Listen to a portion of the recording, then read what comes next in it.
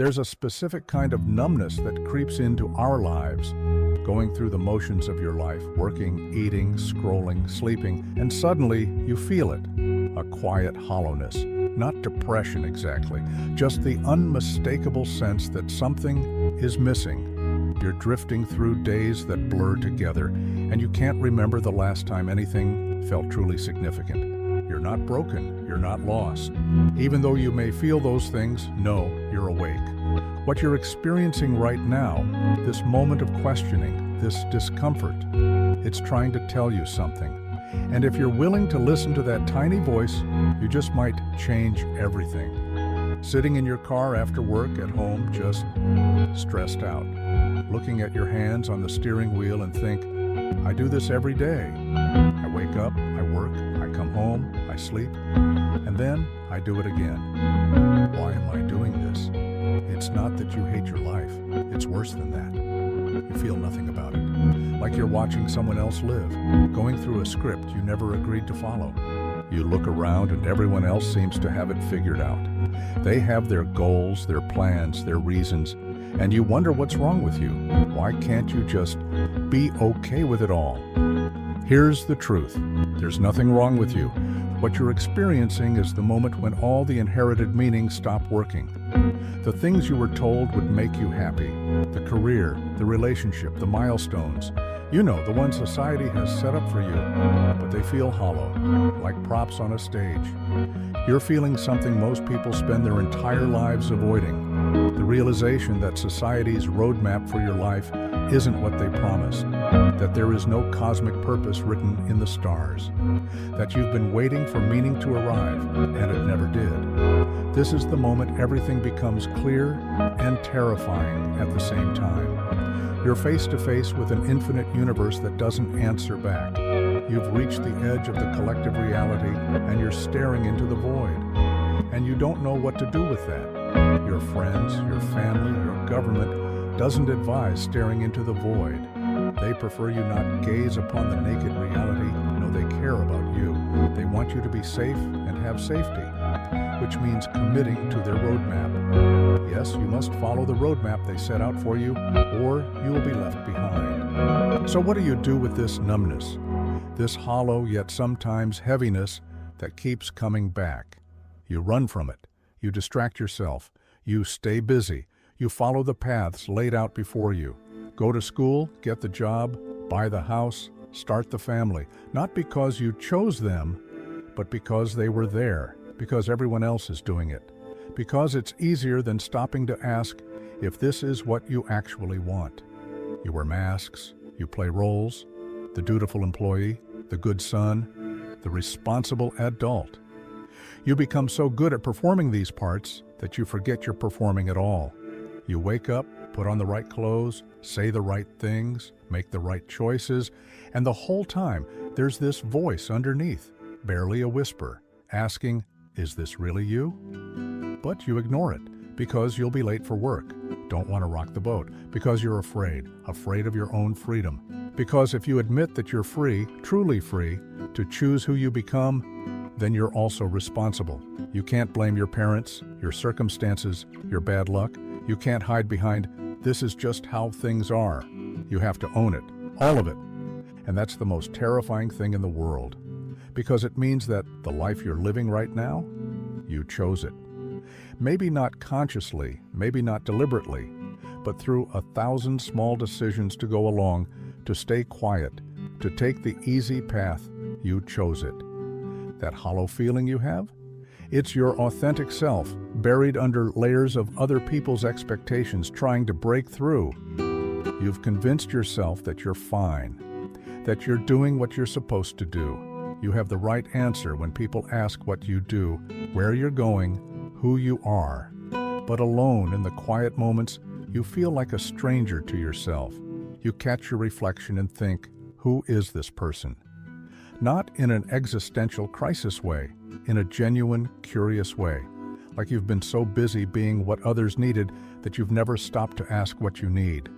The clothes you wear, the way you speak, the opinions you share, how much of it is actually yours, and how much is just borrowed. Adopted because it was safe, because it fit, because it kept you from standing out or standing alone? This is what it means to live now. To confuse the role with the self. To forget that you're not just the job title, the relationship status, the persona you project to the world. Although there were good reasons to adapt and take the path that you did, ultimately their roadmap has worn out its usefulness. Your authentic self is trying to tell you what is laid out before isn't enough.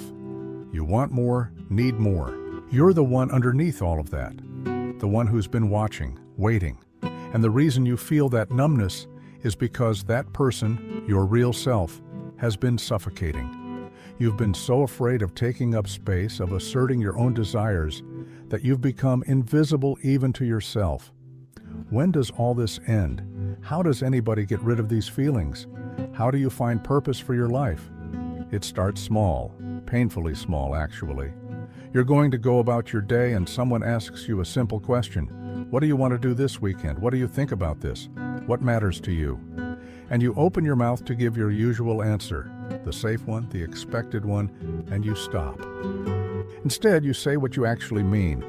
It sounds ridiculous, but in that moment, something cracks open because you realize you've been invisible for so long that even your own desires feel foreign. That's where it starts. Not with some grand revelation or dramatic life change, but with one honest choice. One moment where you stop pretending. You start saying no to things that don't align with who you are. You start saying yes to things that scare you but feel true. You stop waiting for permission to want what you want, to stand up for what you care about. Slowly, the numbness begins to fill. Not with answers, because there are no universal answers, but with something better, direction, intention, a sense that you're finally moving towards something rather than just being moved. You don't find your purpose, you build it. Day by day, choice by choice. It's not out there waiting to be discovered like some hidden treasure.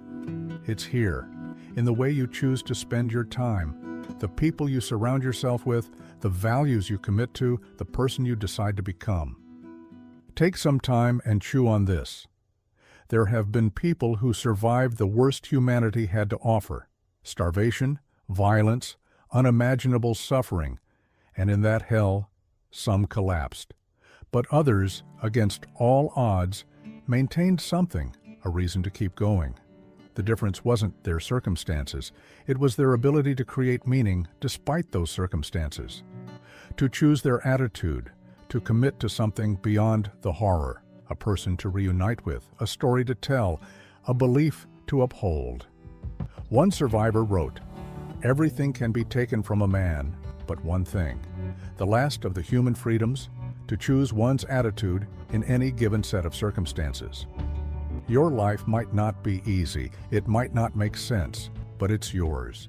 And that freedom to shape it, to define it, to give it meaning through your choices, nobody can take that from you. Here's the hard, unforgiving truth. It doesn't get easy. Living authentically is uncomfortable. It means questioning yourself. It means making choices that others won't understand. Close relationships will be tried, and people might get angry. It means accepting that you'll fail sometimes, that you'll make mistakes, that you won't always know if you're doing the right thing. But that discomfort is not a sign that something's wrong. It's a sign that you're alive, that you're engaged, that you're actually living your life instead of sleepwalking through it. Every morning you wake up and you get to choose again.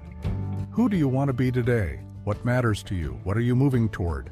Not in some distant future, not when you finally figure it out. Right now. In this moment, you are always in the process of becoming. There is no finish line, no point where you're done, where you've arrived and can finally rest. And that's not a curse, it's liberation. Because it means you're never trapped, you're never beyond change. Every single day is an opportunity to choose differently, to realign, to step closer to the person you want to be. The numbness you felt, it wasn't a problem to solve. It was an invitation to stop drifting, to stop hiding, to stop waiting for someone or something to tell you who you are. You already know. You've always known. You've just been taught to be afraid to listen. So here you are. You came here feeling that quiet hollowness, that sense that something's missing, and there isn't one universal answer that will make it all make sense. But here's what's true. The emptiness doesn't go away because you find some perfect purpose. It goes away when you stop running from your freedom and start embracing it. When you recognize that your life is your project, your canvas, your responsibility. The universe doesn't owe you meaning, but that means you get to create it. And what you create might not be grand. It might not change the world, but it will be yours. And that's what makes it real. So stop procrastinating, stop performing, stop hiding behind the life you think you're supposed to live. Choose, commit, become who you choose to be. Not perfectly, not all at once, but honestly. Because at the end of the day, you are nothing more and nothing less than the sum of your choices. And every single one of them is shaping who you're becoming. The person you've been searching for? That person is not out there. They're right here, waiting for you to finally start living like you mean it. Thank you for being here, for sitting with this, for being willing to feel the uncomfortable truth. Now go create something worth becoming.